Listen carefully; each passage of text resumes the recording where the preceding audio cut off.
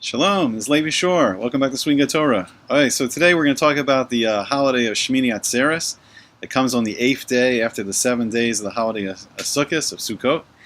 And we're going to talk about Bracha. We're going to talk about what is blessing. We're going to learn this some amazing Torah from Rabbi Gedaliah Shore in his Sefer, the Ohr Gedaliah. And just all kinds of incredible things about what is blessing and how does something that's ruchnius, that's spiritual, like blessing, come into the physical world. And it's really fascinating stuff. Okay, so first, on Shemini Atzeret and Simchas Torah. So if you're in Eretz Yisrael, if you're in the land of Israel, it's all celebrated in one day. So Shemini Atzeret and Simchas Torah is celebrated on the same day in Chutz La'aretz, outside Israel. We have the first day of the festival is Shemini Atzeret, and then the next day is Simchas Torah. And what happens is, on Shemini Atzeret, we say a special prayer for the rain. We ask Hashem to send the rains. And on Simchas Torah, we read the last parsha of the Torah, which is Zos Bracha, which is, when Moshe blesses the Jewish people with different brachas. And then we start again at Bereshis, at Genesis, and we start again. So it's the completion of the Torah, and then we start again. We start the Torah again, and then we're dancing around with all the Torah scrolls, and it's really a great, joyous day after the 7 days of happiness, of Zman, Simchaseno, of Sukkot, and just all the fun of like living in a sukkah and shaking the Arba Minim, the Esrog, the Lulav, the Hadassim, and the Aravos. And it just gets us outside our houses. The fall's coming on, but it almost feels like the summer again. And in Florida, it's 90 degrees or whatever it is. It definitely feels like the summer. And it's just an amazing time. So let's learn some amazing things from the Ohr Gedaliah. And he says that there's Midrashim, and they say the three regalim, the three festivals. So Pesach, Passover, Atzeret or Shavuos, and the holiday of Sukkot, the Chag of Sukkot. He says that these three regalim, that they are all opposite the three Avos, Avraham, Yitzhak, and Yaakov, Abraham, Isaac, and Jacob. So Pesach or Passover is opposite Abraham, and Shavuos is opposite Yitzhak, and then Sukkot is opposite Yaakov. And he brings a pasuk, Etzleinu u miknehu ase Sukkot. So I think Yaakov set up a camp at a place called Sukkot. I'm not sure. It could also be when we left. I think when we left Mitzrayim, when we left Egypt, we also went to this place Sukkot. But it says that each one of the avos, there's a hashbia of a bracha, a bracha miyuchedes, a special bracha.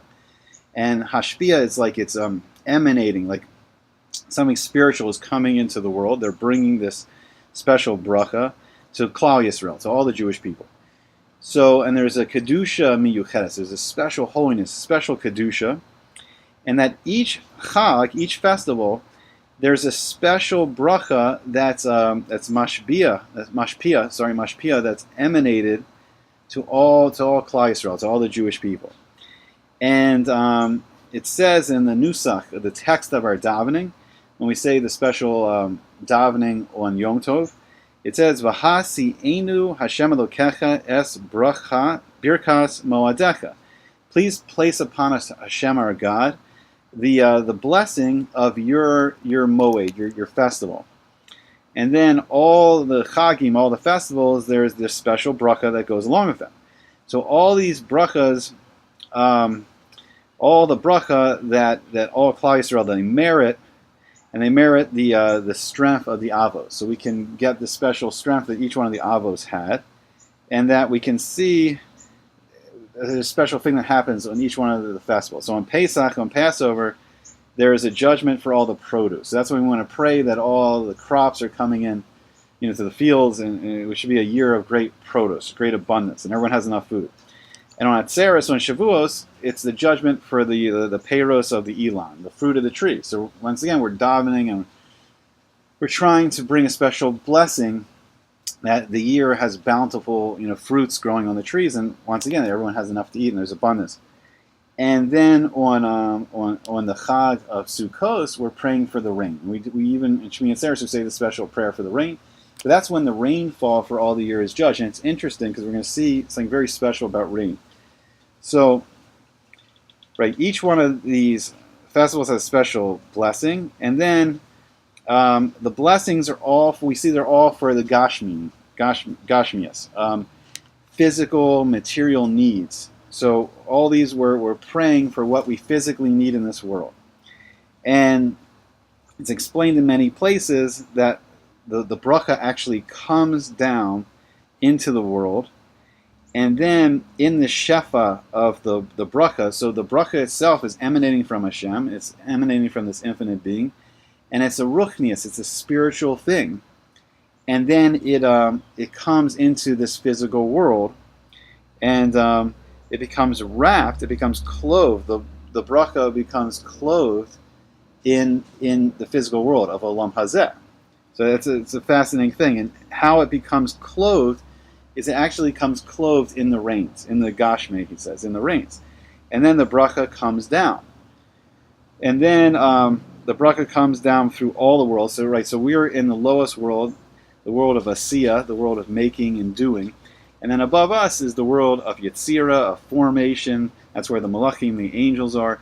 And above that is the world of Beriah, the world of creation, and that's where the Kisei Kavos, Hashem has his throne room there, surrounded with legions of angels serving him and on his throne of glory.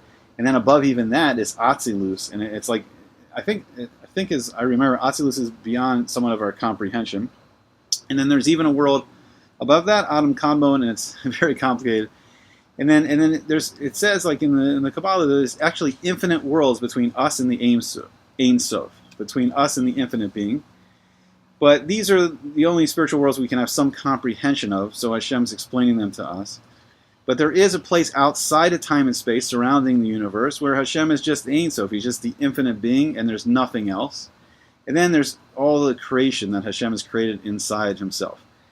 Complicated, right? Okay, so I mean, it's telling us an amazing thing here. So let's go in a little further. So the blessing is coming into this world as rain, and let's see. And then the Sfas Emes is going to bring something further. He's going to bring this concept that Moshe Rabbeinu, Moses, that he is connected to the Chag of Shemini Atzeret. So it's a separate festival on the 8th day called Shemini Atzeret, and that's related to Moshe. And then there's a connection of Zos HaBracha. There's a connection with something Yaakov says when he blesses his sons, and he blesses all the sons that are going to form the 12 tribes, and then how Moshe does the blessing. And so let's try to get some understanding of what's happening here. So first thing, the Ohr Gedaliah is telling us something incredible. He's saying that the spiritual blessings are coming into this world, and they're coming into the world, and we can see them visibly as the rain. Not the destructive, rains of like hurricanes or anything like that, or any kind of destructive rain, but when we see these pleasant rains that come down, and it's also said that snow is also rachamim. Like they're showing us the rachamim from Hashem. And if we think about it, what happens is the rain comes into the world, and then it creates the flowers and the trees to grow, and it sustains, everyone. Like we have the produce of the fields, and we have the fruit of the trees, and the water itself, and that is what sustains us. We need this food to live, and the animals need the food, and that is what makes everything, it just creates the life.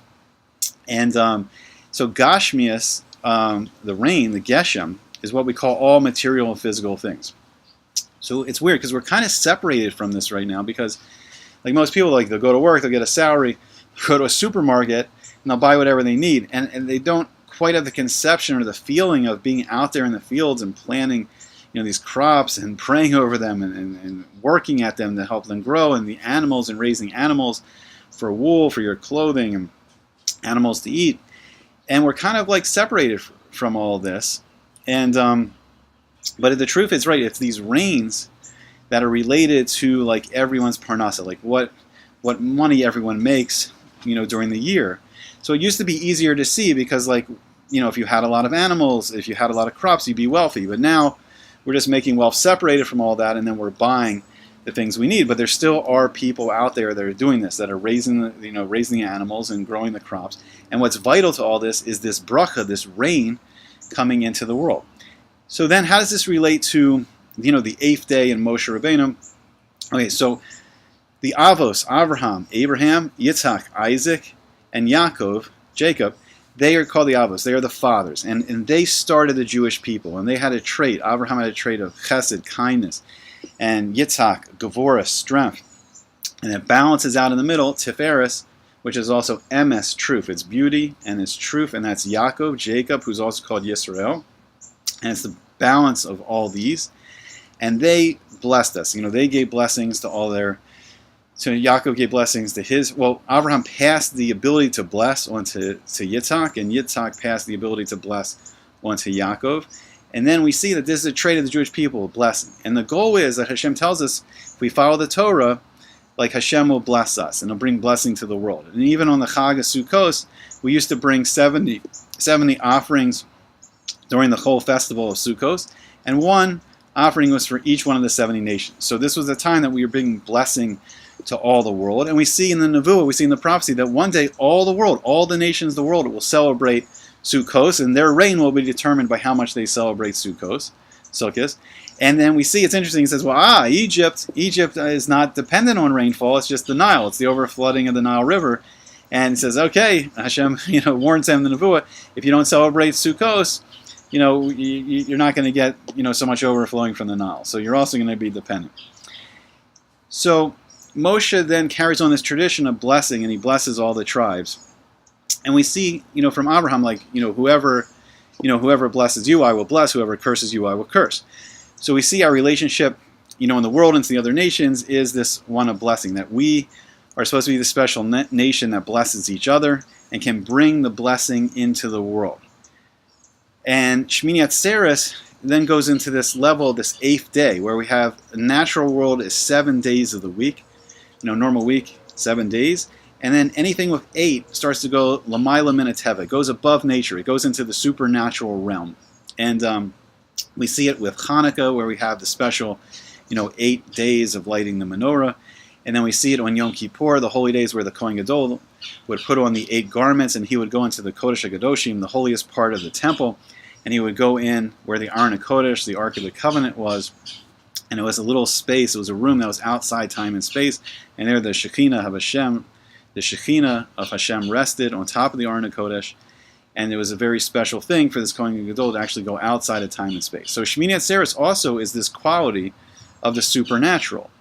And it's interesting because we're on this day of the supernatural, and that's the day we're bringing blessing into the spiritual world. But it's a very complicated concept, but we see that blessing others and doing the Torah, learning the Torah, doing the mitzvahs can bring this into the world. So I'm going to try to work real hard. Sometimes, you get annoyed, you want to do something and it's raining, but really we should appreciate that when the rain comes, when these rains come, that really it's Hashem raining blessing into the world.